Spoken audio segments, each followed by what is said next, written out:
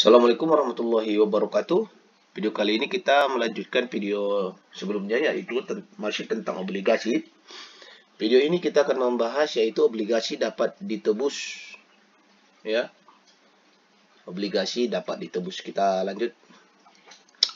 Pembahasan obligasi akan dilunasi pada saat jatuh tempo. Namun beberapa obligasi dapat ditebus atau emiten sebelum jatuh tempo.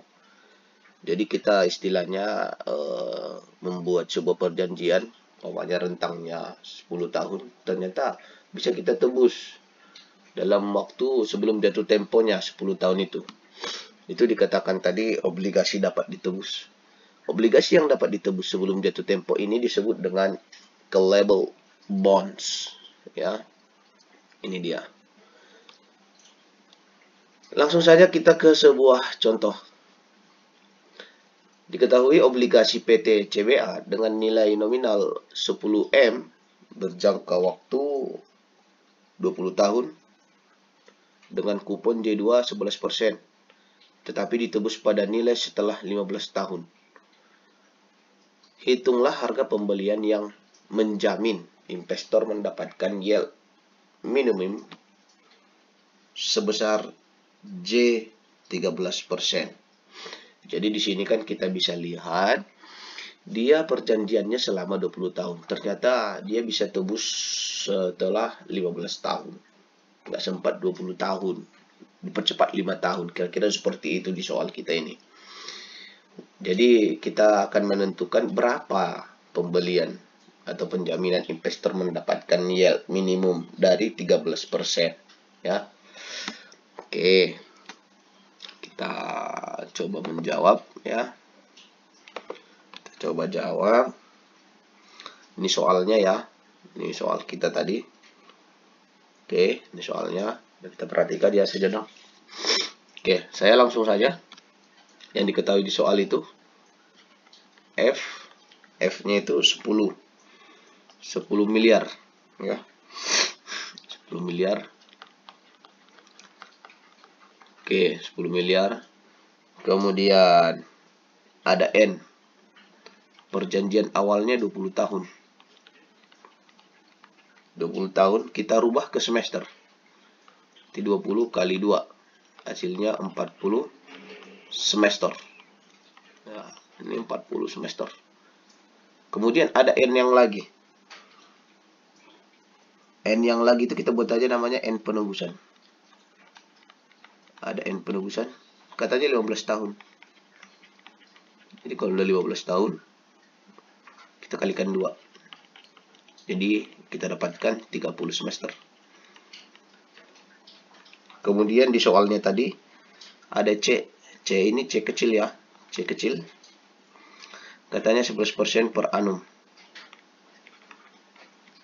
Oke, per annum. Oke, kita bagi 2. Jadi kita dapatkan 5,5%.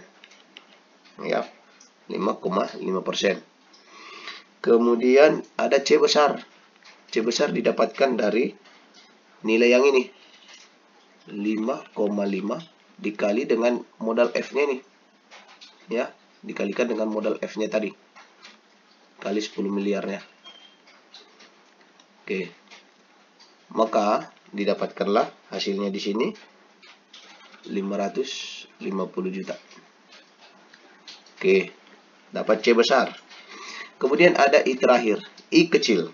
I kecilnya katanya 13% di soalnya. Ya, apakah ini dibagi 2 lagi? Ya, kita bagi 2 lagi. Maka kita dapatkan 6,5%. Oke, setelah seperti ini, udah kita dapatkan apa yang setelah yang kita ketahui di dalam soal. Maka kita gunakan aturan rumus. Kita gunakan aturan rumus, yang mana rumusnya yang di video sebelumnya kita menggunakan penentuan harga wajar. Penentuan harga wajar, namun kita menggunakan rumus yang ini.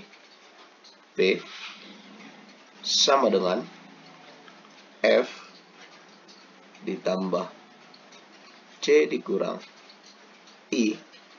Nah, kita gunakan yang rumus yang ini. Dikali P per ya, 1 dikurang 1 tambah I per N, ya, pangkat negatif N, satu lagi di sini I-nya. Nah, kita gunakan rumus yang ini. Di video sebelumnya udah ada ini dimunculkan, ya. Jadi ini kita gunakan rumusnya. Tinggal memasukkan nilai-nilainya ini semua.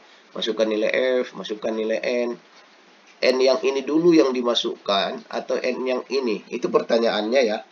N yang ini. Kita cari yang umpamanya kita buat dulu judulnya. Umpamanya kita mau cari dengan rumus ini jika obligasi ditebus. Obligasi ditebus, ya. Ditebus 15 tahun. Kalau dibuat 15 tahun, berarti N yang di sini masukkanlah dia N yang 30. Ya, karena yang kita cari yang 15 tahun, ya. Jadi 30 N-nya. Yang lainnya tinggal memasukkan nilainya nih, datanya ini semuanya dimasukkan. Ya, C kecil yang ini masukkan yang 5,5-nya. Yang I yang ini berarti yang 6,5-nya. Nah, kira-kira seperti itu nanti.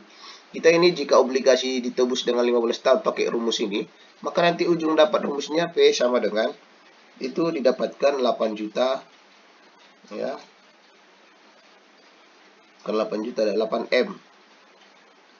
694 juta 132 409.